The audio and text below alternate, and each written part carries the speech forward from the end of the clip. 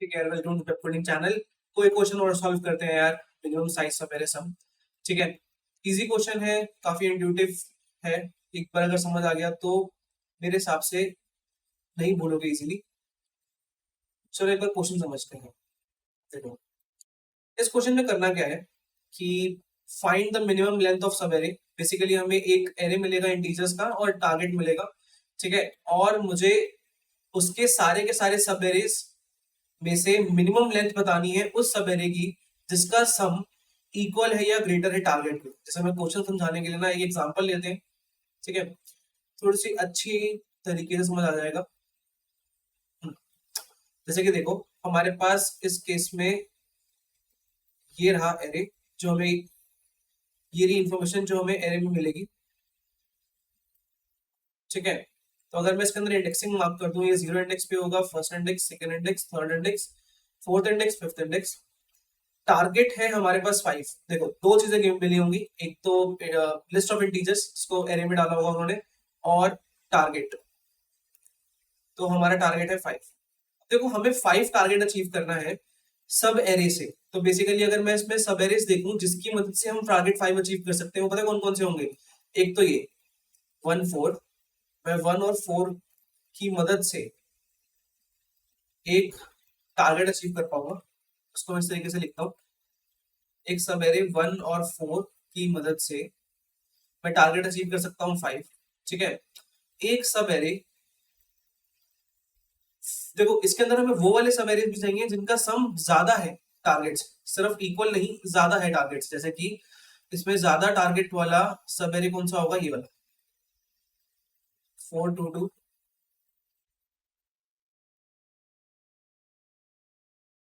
ठीक है, कितना आ जाएगा सम हमारे पास, 8। ठीक है, एक ये वाला सब एरे भी जिसका सम 5 से ज्यादा होगा, 4 2 2 1, द सम विल बी 9। ये भी एक सब एरे है, मतलब ये सारे एलिमेंट्स मिलकर भी एक सब एरे बनाएंगे जिसका सम टारगेट से ज्यादा है। दैट इज कितना हो जाएगा, 4 2 2 1 4 कम्स आउट टू बी 30। ठीक है, एक सब एरे इन सब का, एक पूरा पूरा जो सम, पूरा पूरा अगर मैं एरे को इंक्लूड कर लूं अपने सब एरे में, तो वो तो ऑब्वियसली टारगेट से ज्यादा है ही। 1 4 4 2 2 1 4। ठीक है, तो सम आया 14। इसमें अगर मैं और सब एरेज देखूं, कुछ एग्जांपल और बताते हैं। जैसे कि ये देखो, 2 2 1 की मदद से भी मैं एक 5 अचीव कर सकता हूँ, सम आता 5। तो बेसिकली आप ऐसा करते करते सारे के सारे वो सब एरेज देखो। सब एरेज मतलब part of the array, continuous part of the array. ठीक है, जिसका सम ज्यादा है या बराबर है टारगेट के, इक्वल और ग्रेटर देन टारगेट। ठीक है, तो इन सब सवेरेज का सम या तो 5 के बराबर है या 5 से ज्यादा है।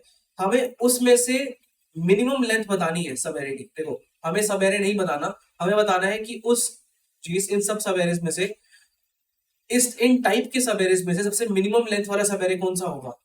मिनिमम लेंथ कितनी होगी हमारी, 2। क्योंकि मैं दो एलिमेंट्स को इंक्लूड करके अपना टारगेट अचीव कर सकता हूँ, और वो एक part of the array that is सब एरे भी है। तो हमारा आंसर कितना हो गया, 2। मिनिमम लेंथ इतनी बन सकती है। ठीक है, तो बेसिकली ये तो क्वेश्चन है, आपको लिस्ट मिली है, टारगेट मिला है, आउटपुट बताना है कि minimum length of sub array जिसका सम इक्वल है और greater than equal to target. अब इस क्वेश्चन को अप्रोच कैसे करेंगे। अगर आपके माइंड में कोई ऐसी अप्रोच आ रही है कि पहले सारे के सारे सब एरेज निकाल लो, उन सब एरेज का सम देखो, उन सब एरेज का सम अगर इक्वल टू टारगेट है या ग्रेटर देन टारगेट है, तो उनमें से हम मिनिमम लेंथ ढूंढेंगे। तो ये वाली अप्रोच में ना पता है गड़बड़ कहाँ होगी। अगर आप डायरेक्टली सिर्फ सब एरेज निकाल के, मतलब ये ब्रूट फोर्स, ये सिंपलेस्ट मेथड्स, मतलब ये सिंपल स्टेप्स फॉलो करते हो कि पहले सब एरे निकाला, फिर उन सब एरेज का सम, जिनमें जिन सब एरेज का sum greater than equal to target है, उसकी लेंथ देखी, उनमें से जो मिनिमम लेंथ होगी वो हमारा आंसर होगा। अगर इस तरीके से सोचोगे तो मेरे ख्याल से आपके ज्यादा ऑपरेशंस लग जाएंगे। जैसे कि अगर मैं सिर्फ और सिर्फ सब एरे निकालने वाले पार्ट की बात करूं, तो लेट्स सपोज अगर मेरे पास 4 एलिमेंट्स होते हैं ना, ए बी सी डी, एक एरे में अगर हमारे पास 4 एलिमेंट्स हैं और अगर मैं इसके सब एरेज निकालता हूँ तो इसके सब एरेज निकालने के लिए ही आपको n स्क्वायर ऑपरेशंस लग जाएंगे। जैसे कि सब एरेज कैसे निकलते हैं, मैं जीरो पे अगर मैं ए से स्टार्ट होने वाले सारे के सारे सब एरेज निकालना चाहता हूँ तो ए से लेकर बी बी, ए से लेकर ए तो एक सब एरे होगा ही होगा, ठीक है। दूसरा ए से लेकर बी एक सब एरे होगा ए बी, ए से लेकर सी एक सब एरे होगा ए बी सी, ए से लेकर डी एक सब एरे होगा ए बी सी डी। ये तो आपने वो सब एरेज निकाले जो ए से स्टार्ट हो रहे थे। अब आप इसके बाद और भी सब एरेज निकाल सकते हो जो बी से स्टार्ट होंगे। जैसे अगर बी से स्टार्ट हो रहा है सब एरे तो बी से लेकर बी एक सब एरे, बी से स्टार्ट हुआ सी पर खत्म हुआ एक सब एरे, और बी पर स्टार्ट हुआ डी पर खत्म हुआ एक सब एरे बी सी डी। इसमें आप सी से स्टार्ट होने वाले सब एरेज देखोगे तो वो ये देख लेंगे, ठीक है। तो सी सी एंड डी, और डी से स्टार्ट होने वाले सब एरे सिर्फ एक ही होगा दैट इज डी। अगर आप टोटल देखोगे तो सिर्फ सब एरेज निकालने के लिए आपको n स्क्वायर ऑपरेशंस लग जाएंगे। तो आपकी कॉम्प्लेक्सिटी या तो n स्क्वायर होगी या n क्यूब होगी डिपेंडिंग अपॉन योर इम्प्लीमेंटेशन, अगर आप नॉर्मल मेथड फॉलो करते हो, ठीक है। और इतनी ज्यादा टाइम कॉम्प्लेक्सिटी, इतनी ज्यादा टाइम, इतनी ज्यादा ऑपरेशंस हम अफोर्ड नहीं कर सकते। मतलब इस अप्रोच को एक 2 पॉइंटर अप्रोच से सॉल्व किया जा सकता है इस पूरे पूरे क्वेश्चन को, ठीक है, जिसमें आपकी जो कॉम्प्लेक्सिटी आती है जबकि ऑपरेशंस लगते हैं वो लीनियर होता है, लीनियर कॉम्प्लेक्सिटी में वर्क करता है। एक बार के लिए उस अप्रोच को देखते हैं, ठीक है। ये तो सिंपल अप्रोच है, अगर आप इम्प्लीमेंटेशन वाइज अगर आप सब एरे निकालना जानते हो तो थोड़ी सी स्ट्रगल करके आप इजीली वो n स्क्वायर n क्यूब वाली अप्रोच लिख सकते हो, which is not worth the time, ठीक है। जो सॉल्यूशन हमें जिस पे फोकस करना चाहिए वो एक लीनियर टाइम कॉम्प्लेक्सिटी का सॉल्यूशन होता है, जिसे मैं समझाता हूँ आपको। थोड़ा सा फोकस बनाकर रखें।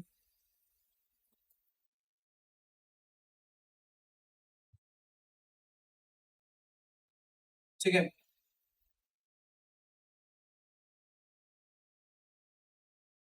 थोड़ा से अप्रोच को समझाने के लिए थोड़ी सी प्रिपरेशन करता हूँ आपको। एक दो कंसेप्ट, जैसे कि लेट्स सपोज ये सारे एलिमेंट्स मेरे पास एक सब एरे, एक एरे में होंगे, ठीक है। इंडेक्सिंग मार्क कर लेते हैं, zero index, first index, second index, third index, fourth index, fifth index.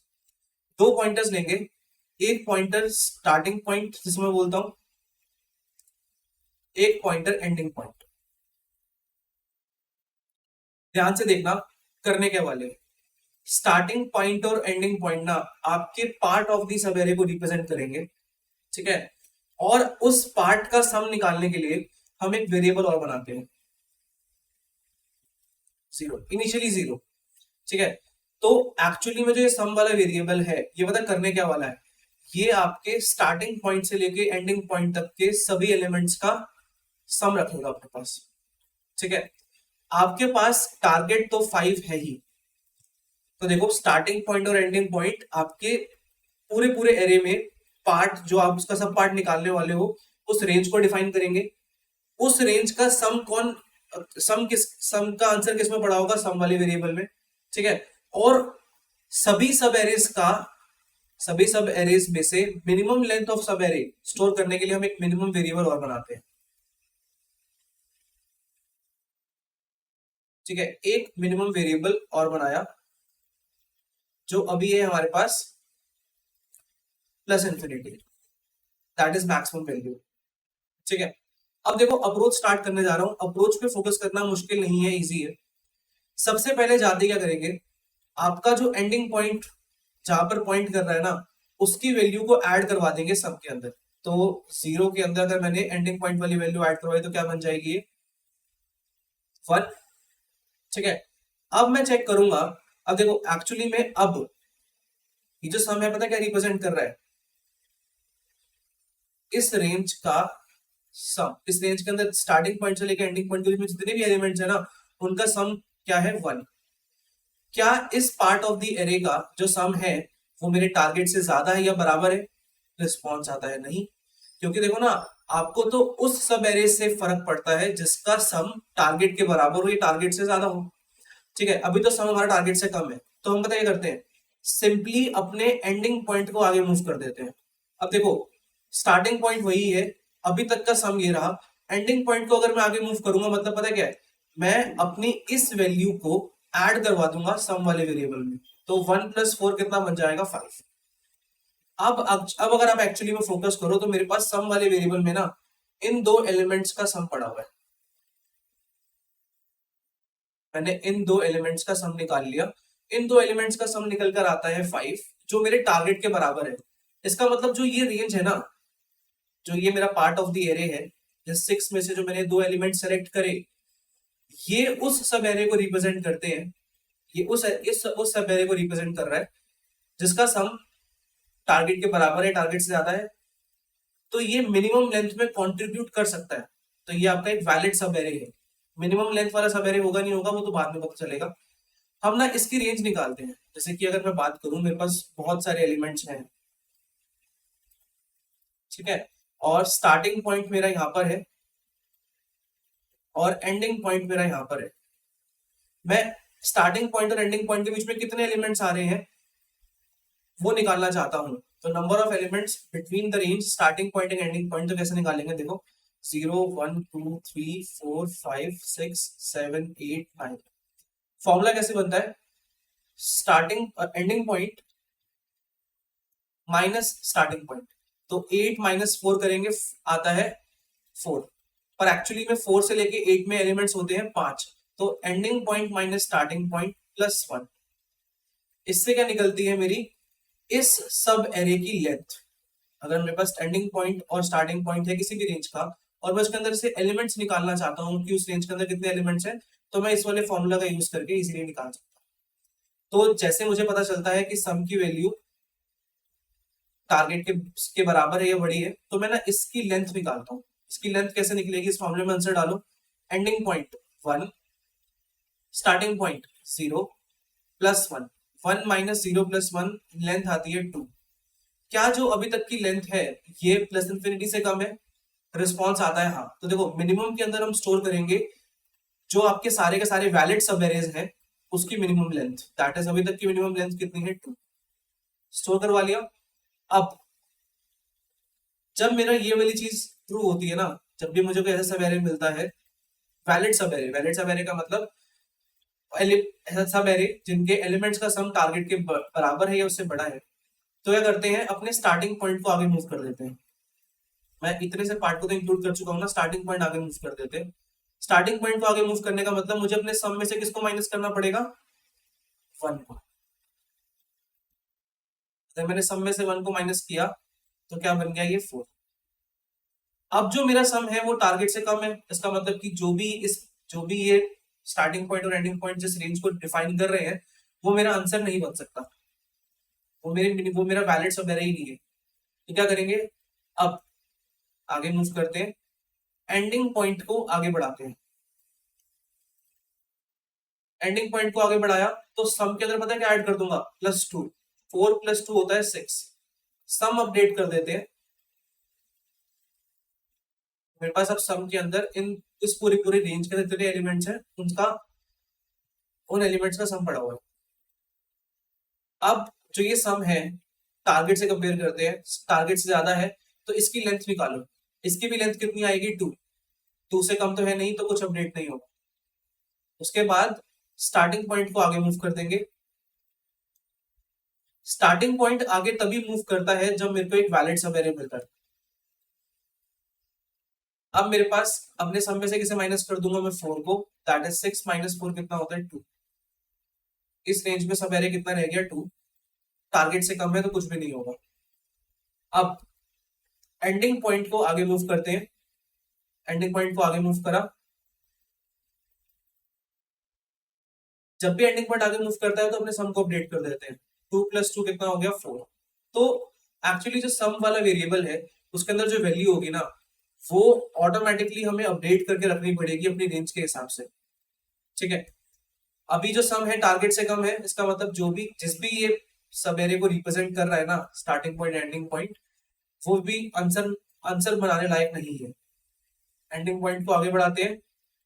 Ending point को आगे बढ़ाया तो जो मेरे पास ये नेक्स्ट एलिमेंट आया इसको मैंने ऐड कर दिया अपने सम के अंदर। 4 + 1 कितना हो गया, 5, ठीक है। सम मेरा 5 है, टारगेट भी 5 है, इसका मतलब जब सब एरे का सम सब एरे के एलिमेंट्स का सम टारगेट के बराबर हो जाए तो हो सकता है उसकी लेंथ मिनिमम हो। तो क्या करो, इस सब एरे की लेंथ निकाल लो। अगर मैं इस सब एरे की लेंथ निकालूंगा तो एंडिंग पॉइंट कौन से इंडेक्स पे है, 4 पे। स्टार्टिंग पॉइंट कौन से इंडेक्स पे है, 2 पे। +1, 4 - 2 + 1 कितना आएगा, 3। जो मेरे पास इस सब एरे की लेंथ आई, ये तो अभी तक के मिनिमम सब एरे से ज्यादा बड़ा सब एरे है, तो अपने आंसर में अपडेट नहीं करेंगे। अब देखो, जब ये चीज ट्रू होती है ना, कि जब भी मुझे कोई वैलिड सब एरे मिलता है तो मैं पीछे से एलिमेंट को आगे, एंडिंग पॉइंट को फिक्स रख के स्टार्टिंग पॉइंट को आगे मूव करना शुरू कर देता हूँ, इस होप में कि मेरे को हो सकता है कि इससे कम लेंथ में भी मैं टारगेट अचीव कर पाऊँ। पर जैसे ही मैंने स्टार्टिंग पॉइंट आगे मूव किया तो क्या होगा, हमारे सम में से 2 माइनस हो जाएगा। 5 - 2 कितना होता है, 3। सम टारगेट से कम है, मतलब कि ये वैलिड सब एरे ही नहीं है। मैं आंसर में मतलब बोलते वक्त वैलिड सब एरे उसे मान रहा हूं, एक सब एरे जिसके एलिमेंट्स का सम क्या है, टारगेट से ज्यादा है या बराबर है। सम ऑफ दिस सब array is not greater than और इक्वल टू टारगेट, तो ये वैलिड सब एरे नहीं है। जब वैलिड सब एरे नहीं होता तो नॉर्मली एंडिंग पॉइंट आगे बढ़ता है और अपने उस एलिमेंट को वेरिएबल में अपडेट कर देते हैं। 3 + 4 ऐड करेंगे तो कितना बच जाएगा, 7। तो देखो, इस सब एरे का जितने भी एलिमेंट्स हैं उनका सम कितना आ रहा है, 7। टारगेट से ज्यादा है, मतलब ये एक वैलिड सब एरे है। ऐसा हो सकता है कि जो ये वाला जो सब एरे है, इसकी लेंथ मेरी मिनिमम लेंथ हो, तो इसकी लेंथ निकालू। अगर मैं इसकी लेंथ निकालूंगा तो अगेन फॉर्मूले में डालो, ending point 5 minus starting point 3 + 1, length will be 3 itself. Minimum length 2 है, मतलब अभी तक मैं मिनिमम आंसर अचीव कर पा रहा हूँ 2 लेंथ के सब एरे में, तो मैं उसमें 3 नहीं रख पाऊंगा। जब मुझे इससे कम लेंथ का सब एरे मिलेगा तब अपडेट करेंगे इसको।